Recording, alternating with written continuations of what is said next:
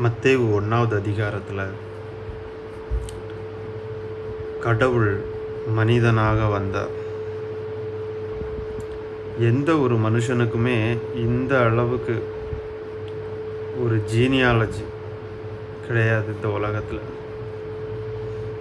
இயேசு கிறிஸ்து மனிதனாக வந்தார் என்பதற்கு சாட்சியாக ஒவ்வொரு நபரும், ஆபிரகாமிலிருந்து தாவீது வரைக்கும், தாவீதிலிருந்து இயேசு கிறிஸ்து வரைக்கும்,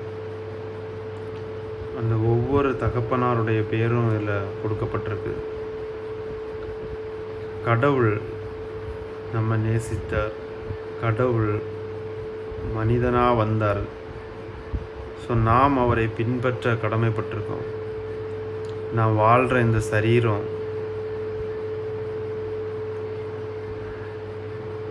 அசிங்கமானதெல்லாம் கிடையாது. இந்த சரீரத்தில் கடவுள் வந்தார். இந்த சரீரம் தூய்மையானது.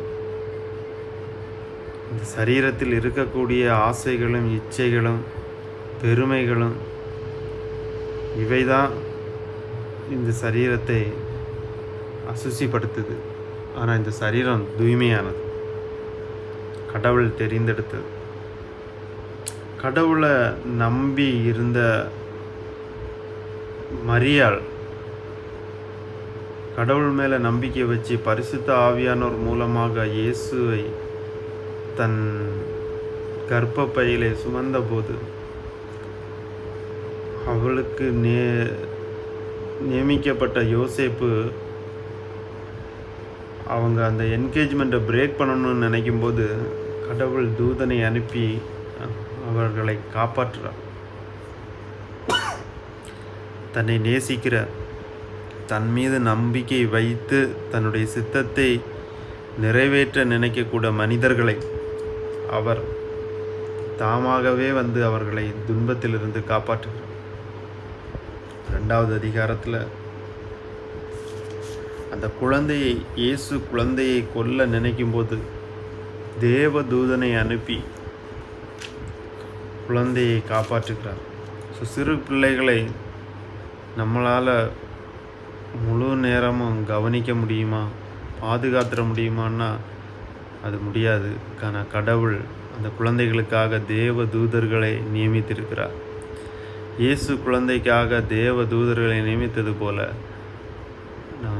மனிதர்களாகிய நம்முடைய ஒவ்வொரு பிள்ளைகளையும், நமக்கு பிறந்த பிள்ளைகளாக இருக்கட்டும், மற்ற பிள்ளைகளாக, சிறு பிள்ளைகளுக்காக கடவுள் தேவ தூதர்களை நியமித்து அவர்களை பாதுகாக்கிறார்.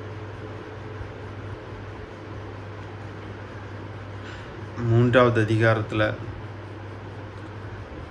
இயேசு ஞானஸ்தானம் எடுக்க போகும்போது அவர்கிட்ட யோவான் சொல்கிறார்,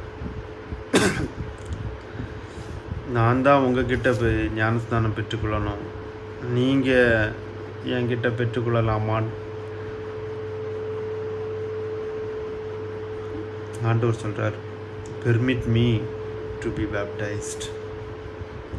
3வது அதிகாரம் 15வது வசனத்தில், for thus it becomes us to fulfill all righteousness. கடவுள்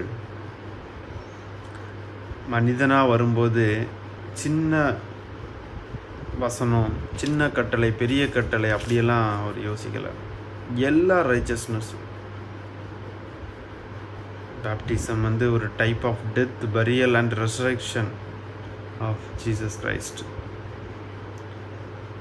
அவர் அதன் வழியாக போனார். ஸோ எந்த ஒரு சின்ன கமாண்ட்மெண்ட்டாக இருக்கட்டும், பெரிய கமாண்ட்மெண்ட்டாக இருக்கட்டும், எதையுமே நம்ம நெக்லெக்ட் பண்ணாமல் ஆண்டவருக்கு கீழ்ப்படியணுங்கிற ஒரு சத்தியத்தை புரிஞ்சிக்க முடியுது. ஆமென்.